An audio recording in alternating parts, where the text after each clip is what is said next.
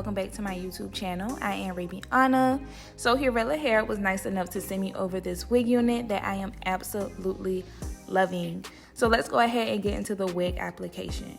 I do want to let you guys know that I did put my foundation up under the wig, and I have also gone and curl defined my hair off of camera. So this is not straight out of the box. I usually do straight out of the box, but because this wig is a 150% density wig unit, I decided that I wanted to activate the curls so that the hairs can be like fluffy and airy and appear much fuller. So that's why the hair looks like the curls are activated, because I already activated the curls.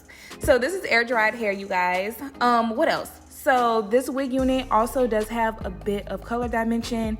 There is like chocolate brown in the bag, and then the roots are kind of like another type of brown, and then the hair is kind of like that auburn color, and it's actually really pretty. I didn't know if I would like it, you guys, but it actually came out really pretty, and I love it on my skin tone. Like, this is the perfect color outside of the chocolate brown for the fall. Like, I really do like this wig unit. I was not expecting for me to love it.